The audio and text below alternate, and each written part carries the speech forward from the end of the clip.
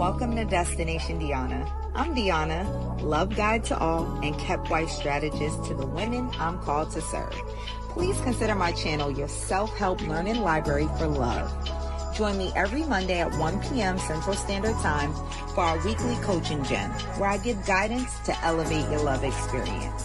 And on Wednesdays at 1 p.m., tune in for Sounds About Wife, where I give my unique wife perspective and prepare professional women like you to become kept wives. So hit that subscribe button and let's start this love journey together. See you soon, my loves.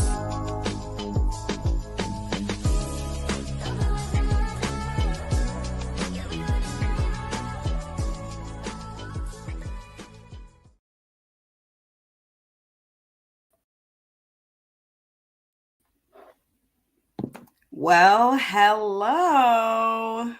Welcome to day 3 of Spring Clean Your Dating Life.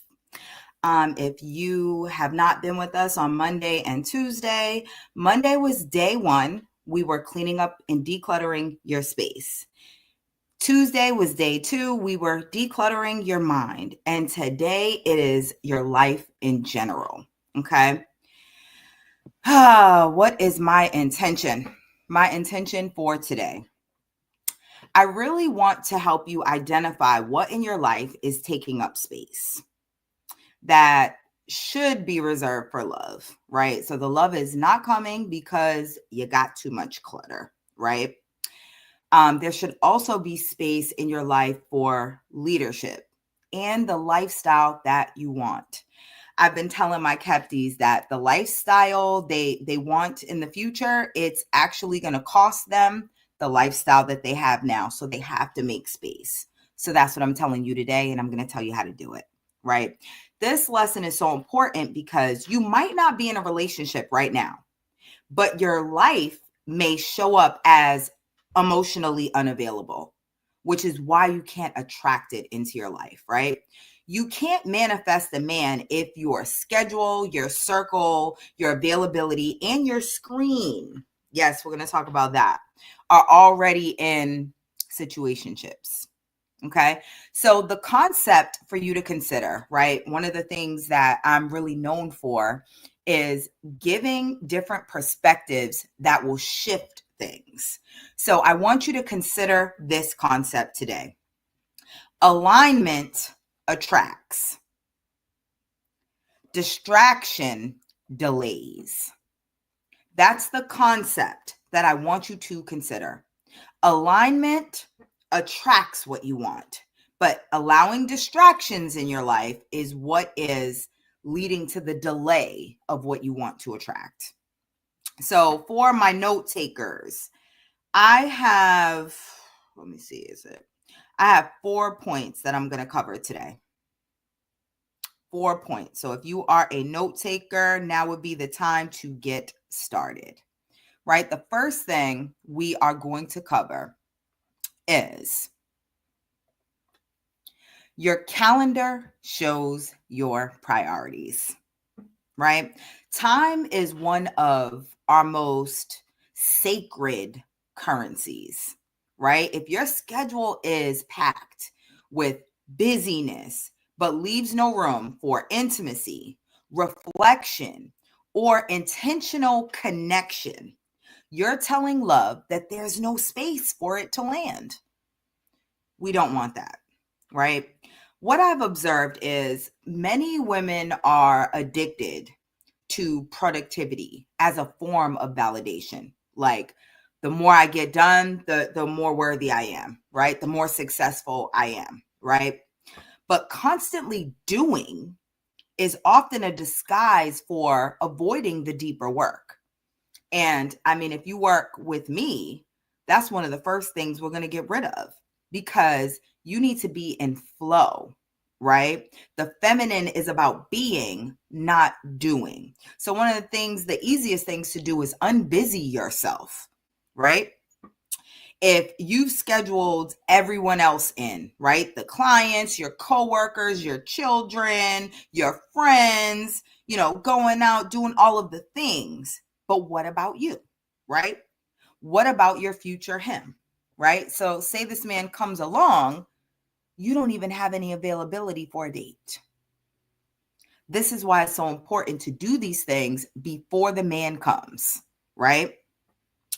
If you can't even imagine rearranging your calendar to be pursued, you're not ready to be kept, right? I have so many women that even when they reach out to me for coaching, I'm like, okay, I got Tuesday, blah, blah, blah. Oh, I can't do Tuesdays because da, da, da. Well, I don't know what to tell you, ma'am, because I'm busy doing nothing. Right? I have specific blocks for specific things. I'm not over busying my calendar. I need to look rested. I need my nap cardio. I need my massages. I need my nothing time, right? If I filled all of my time with everything, I would be frantic. I would have bags under my eyes. I'm not even wearing no makeup. This is just me, clean face, out the shower, little lip gloss. I'm 42, almost 43. Let that sink in. If you don't make time for what you hope will happen, right? You don't make time for what you hope will happen, right? You make time for what you expect to happen. So look at your calendar, right? You expect your girlfriends to meet you for brunch. So you do that. You expect this meeting at work, right? So you do those things. But if you're just hoping a man comes along, you're hoping that love will happen, you won't prioritize it. Schedule time in your calendar, literally for reflection, for journaling, for meditating, some of you for working out. Okay? And let me just tell you this, because I know some of you might be thinking this. Leaving space and not over busying yourself, not filling it, that's not laziness, right? You can consider it as like manifestation space. How can you want the things, but you don't have anywhere to put them? You got to have a place to put it and to nurture it, right? So this is the same thing like in your calendar. Your calendar is going to show your priorities, right? And to back this up, because I always want to give you all scriptures. Oh, people are commenting today. Oh, because it's one of my Kepties. Hey, Kepty Alice. Happy lady. I love it. I love it. I'm sorry I wasn't seeing that the comments were coming in. My bad. So the word of God tells us in Ecclesiastes 3:1, there is a time for everything and a season for every activity under the heavens. So even God sets rhythms for life, right? For work, for rest, and for renewal, right? If your calendar doesn't reflect divine rhythm, it's actually reflecting disorganization. When everything is urgent, intimacy has no room either. Like if you're always rushing, if you always got the thing to do, right? Where can you grow? Where do you have time and space to enjoy things, right? And love needs space to grow, not just squeezing it in, right? That's not going to get you the kept vibe if you're squeezing it in, right? Being booked and busy isn't always cute. Like I've divorced that. It's sometimes just unavailable in disguise. So, like, let's leave that phrase, booked and busy. Let's leave that. Okay. Number 2, your relationships tell on you. So, your circle is basically a mirror, right? If you're surrounded by people who normalize dysfunction, distract you from your purpose, or keep you tethered to your old self, it's no wonder your new love hasn't found you, right? It can't see you clearly through the clutter. And you know what I'm going to call those people? They're commoners. They're people having common thoughts, doing common things, getting common results. And if you watch me, if you're tuned into the Keptiverse, We don't subscribe to what's common, right? We want to be kept. You already know what the statistics say about that. So we are willing to put in the work to do the things that commoners won't do so we can live the life that only a few of us will get to live, right? So let me tell you, let me give you a couple of examples and things to kind of ponder on to see if you see yourself in these things, right? Are you texting the almost man, the one not claiming you, not committing to you, but taking up space, right? Are you texting the ex or the emotionally unavailable, what are we doing guy, right? Are you doing that? That's basically a form of self-abandonment. Let's stop calling these things cute, right? Let's not say you're bored. Let's not say you're drunk texting. No, you're abandoning yourself. You're abandoning having high standards. You're abandoning being patient for a quality man, and you're taking little scraps. That's what you're doing. Think about this. If your friends always push you towards fun, but never toward growth, there's nothing wrong with having a good time, but that shouldn't be the only thing that you do with your friends.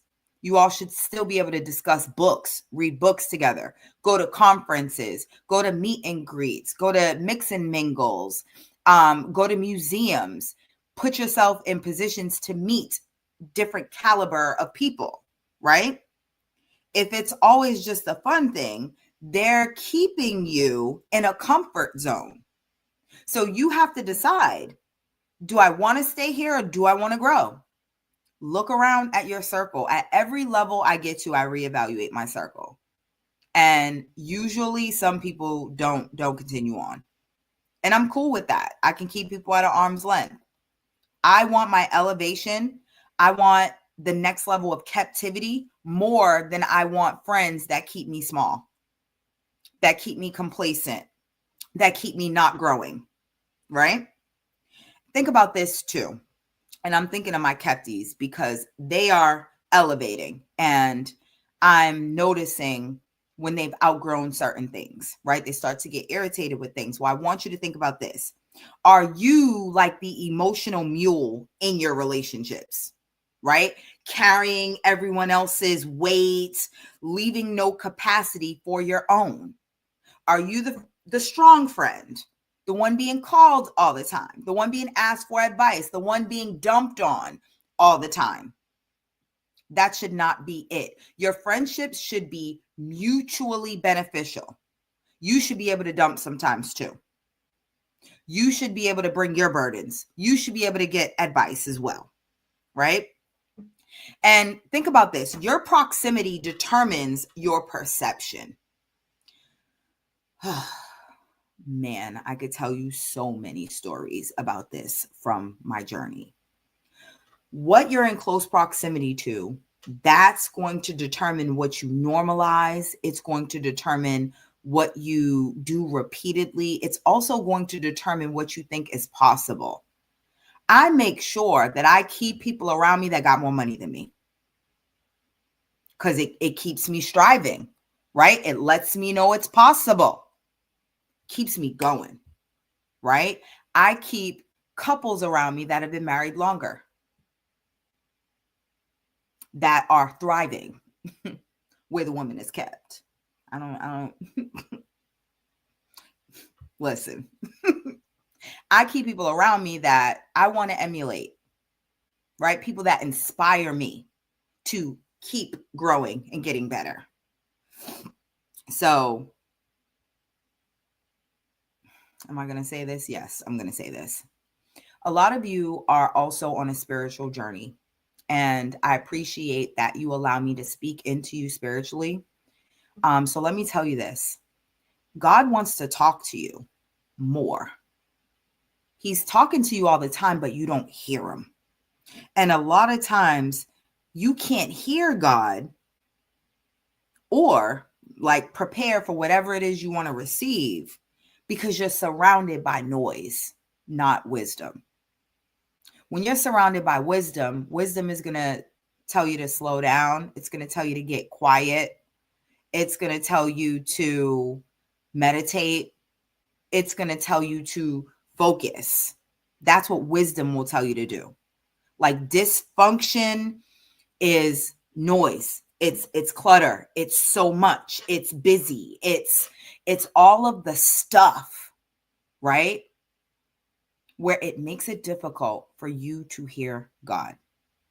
Whenever I'm feeling a little lost, feeling a little frazzled, or feeling like I'm not growing, the first thing I do is declutter and unbusy. That's what I do, because I know, like, okay, there's too much going on. There's too much crowd in my space. There's too much crowd in my mind. There's too much crowd in my life. Declutter. This is exactly why I have this series, right? I want you to know that release doesn't require drama, right? You need to be releasing things from your life, and it shouldn't be drama filled. It should be easy. You know, I'm growing. Hey, this is what I'm doing now. If you want to do that too, great. If not, you know, I'll see you at the next whatever. Right? You have to use your discernment in this season. What's our scripture? Proverbs 13:20. Walk with the wise and become wise, for a companion of fools suffers harm. Do not think that you're going to be the savior of your friend group. Do not think, well, I want everybody to get this information. They will when they're ready.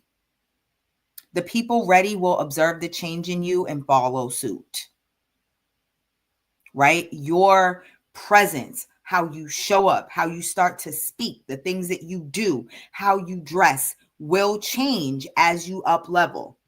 And the people that are gonna up level with you, they'll start changing too. You won't have to preach to them. They will just observe it. Right? This is why I'm not a preacher, but I know that my life speaks. My life is my testimony. My life is my witness. So I show my evolution, right? Go back, look at my old videos from 5 years ago. I looked very different. You could tell the way I dressed, the way I spoke, the way I carried myself, the energy around me was different. And you can see the different iterations of me as I grow and elevate. And as that happens, you'll notice my friends, they are either elevating with me or I'm meeting new friends on the new level. Okay? So listen, God repeatedly shows us the power of association, right? Who you walk with influences how you walk. If you're walking with people who don't value love, alignment, or purpose, you're being discipled away from what God's trying to send you. You don't need anything that's going against where you're trying to go. You only need things that align with that new reality, right? You can't be kept when you're busy keeping everything and everyone else afloat. Number 3. Your social media feeds you. So yes, I know you have a feed, but your social media actually feeds you, right? Your algorithm is curating your beliefs in real time. So say it's just entertainment, all you want. Say that if you want to. But what you consistently watch, like, and engage with is shaping your subconscious thoughts. And I'm sorry to say it, but many of you are feeding yourselves dysfunction without even realizing it. If you want healthy love, why do you follow a bunch of accounts that don't talk about that? Or couples that don't show that? Why? You're filling your subconscious. If you take my phone and you look and you scroll, all you're going to see is love, God, self-improvement, money, fitness, parenting, right? Positive aspects, how to get better at these things, how to make more of the things, how to do my job as a coach better. things that fill me, make me a better woman, a better wife. That's all I'm watching. Entertainment, I make my own entertainment. I'm funny. I make my own entertainment. Me and my husband entertain each other. My kids entertain me. You know what happens when I'm filled with happiness and I'm soft and I'm flowing? I'm a good time. And so is everyone around me, right? So I don't need to fill myself with negativity and call it entertainment. Now, I'm not saying that you don't have anything, because here and there is a place for shutting down and entertainment, right? So I'm not saying don't have it at all, but I'm saying be careful. If you're spending hours on social media, make sure that it's for your business, right? Make sure that your image is curated. Make sure that you're not watching anything that feeds beliefs that don't align with you, right? So constant exposure to relationship negativity trains your brain to expect failure, and it mocks healthy love as fantasy. So I know you've seen this. You've seen the gloom and doom. You've seen the women talking about all men cheat. Or if you get a man with money, he's going to be busy and he's not going to be romantic and he's not going to have time for you and he's all of the things, right? Meanwhile, you can scroll my page and see that it exists. So it's like you can choose. Who are you going to follow? Are you going to follow the person that's perpetuating negativity? Or are you going to try to change your subconscious by following people that are saying positive things, right? Also, filling your feed with things that you want to experience, right? Watching others get loved well, right? That's going to help you. That's going to help you know that it's there, it's out there, it's possible. I call this love evidence, right? And you want to be looking for evidence of the things you desire, because once you know it exists, your mind is like, okay, we could have that. It exists. It's not far-fetched, right? But be careful, right? Because you also have to watch your mind, right? Back to your mind. If you're watching others get loved well and you still hold the beliefs like that won't happen for me, that can create like emotional issues. So if it's not helpful, don't watch it, right? Everyone knows that TikTok is not really my thing. I did Hillman Talk University, taught Find Your Feminine. It was a great experience, but usually I'm not on there. It's not a big thing. I have a page that has some old videos, right? TikTok is usually filled with comedy, but the comedy usually also has like some undertone of like toxic relationships, toxic masculinity, like negative aspects of dating. And it can feel harmless because there's this aspect of humor, right? But over time, it normalizes what you should actually be rejecting. So just be mindful of that. I know we like to laugh. I know that we should be lighthearted, and especially like in your femininity, you want to be playful, but you still need to guard your heart, guard what you're watching, guard what you're taking in, right? Think of it like this: junk food, right? It impacts your body, right? If you eat junk food all the time, eventually your body's going to start looking a little junky. Okay. It's not going to look firm. It's not going to be slender. It's not going to be fit, right? It just is what it is. What you put in comes out, right? So this is the same thing. Digital junk food clogs your belief system, right? And you're going to start looking like what you watch. Okay. So kind of to summarize it, if your feed doesn't align with your desires, it's not really entertaining. It's actually destructive. Okay. And I have a scripture for this. Philippians 4:8. Finally, brothers and sisters, whatever is true, whatever is noble, whatever is right, think about such things. What you fix your mind on shapes your spirit, right? God told us to meditate on what's pure, lovely, and praiseworthy. not what's petty, chaotic, and toxic, right? If your feed isn't feeding your faith and your positive belief system, it's probably feeding your fears, right? You can't follow chaos and expect clarity. Okay. And number 4, my final point today, your life needs white space. Busy is not always better. And I am speaking from experience here, from a retired, like, overachiever, perfectionist, like, over busier. Okay. You need room for what I like to call divine interruption, right? For God to disrupt what's going on and maybe alter your path for your better, right? Sometimes we have these plans, but God's plan is better. So we have to be able to have some wiggle room so that God can take over, right? You also need room for connection and for rest, right? The life and love that you're asking for, it requires margin, room, right? Not just management all the time, right?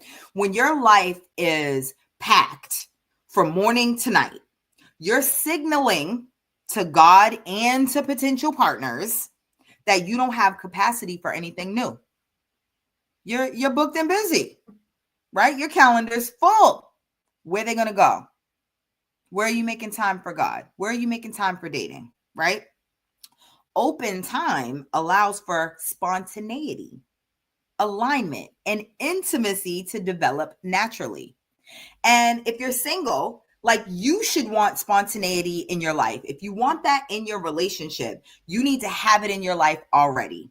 I purposely leave a particular day in the week. I'm not saying anything because I don't want nobody trying to hijack my time.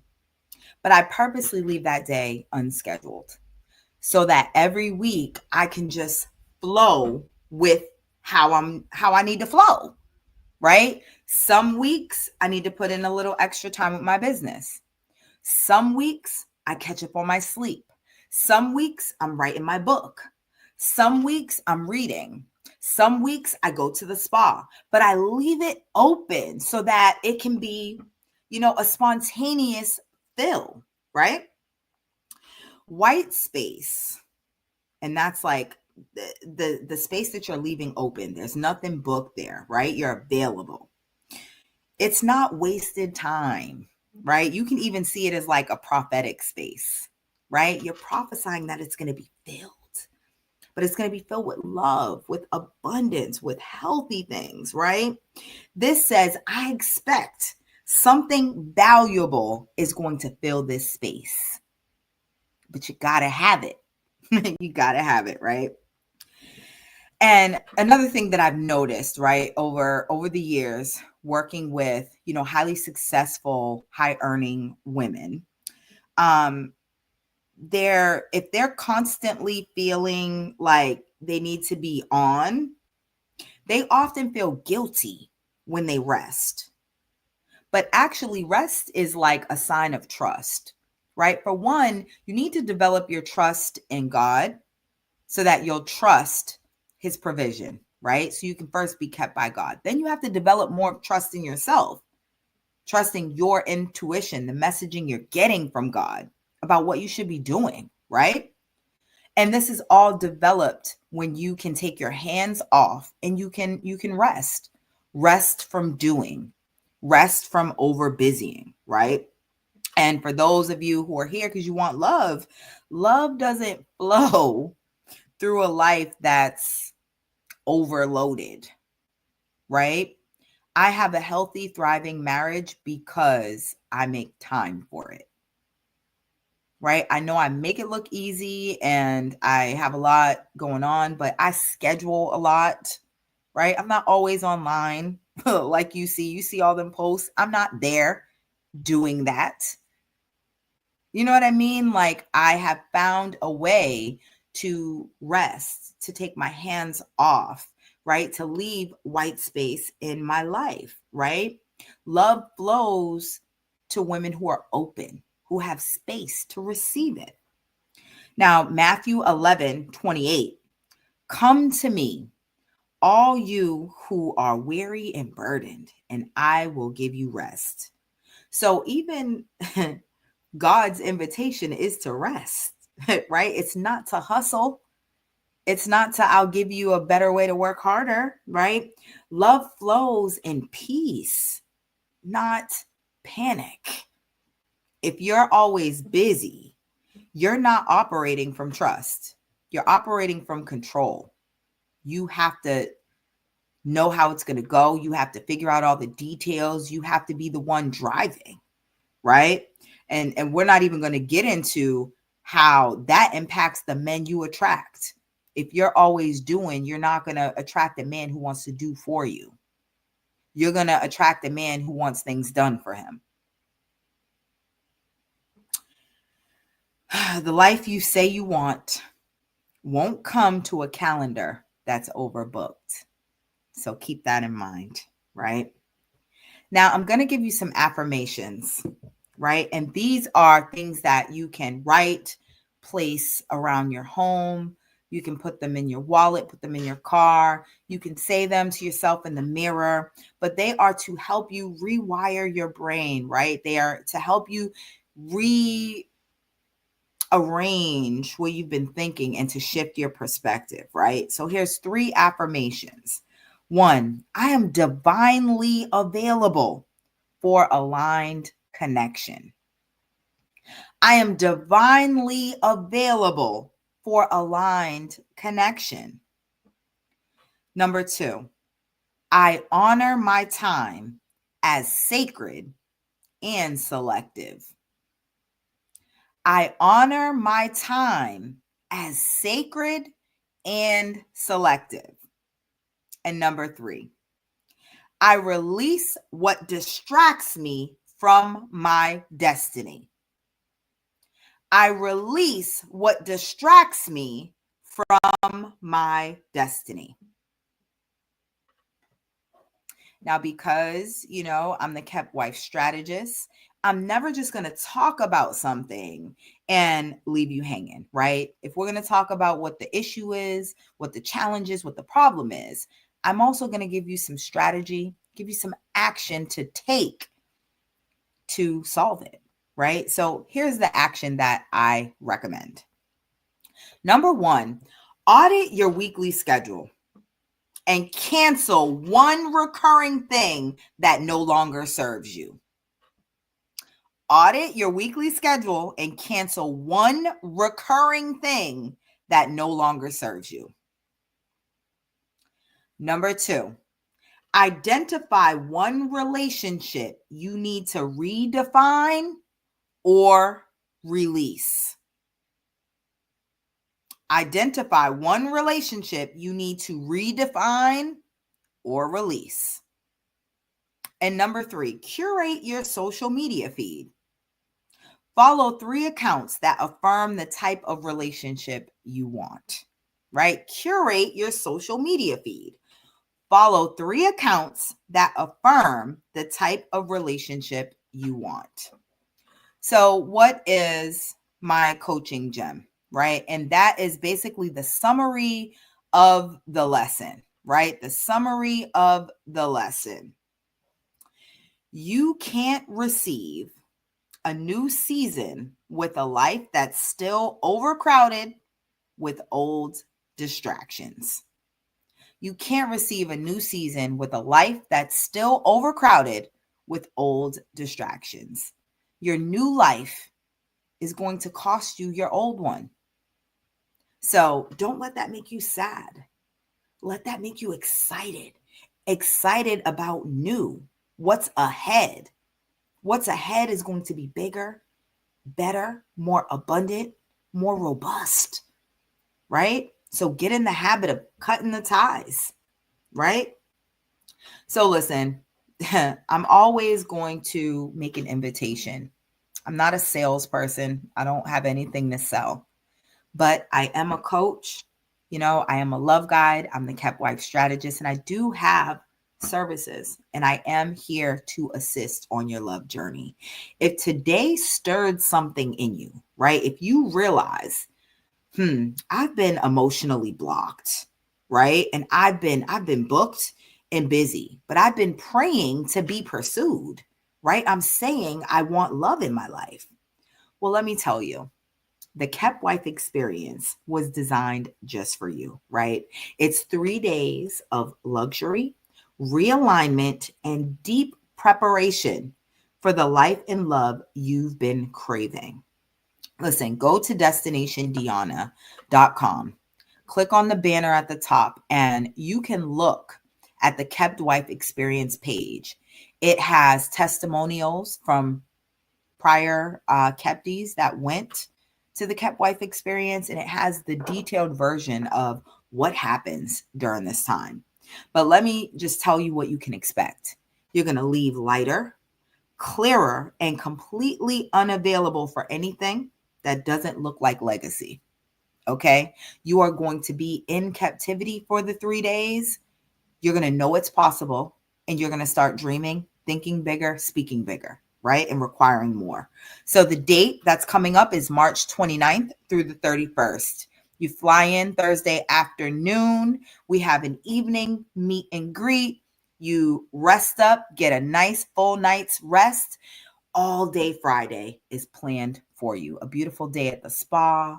We hang out for a bit. There's a love lesson, there's impartation. Then we have an amazing fine dining experience together.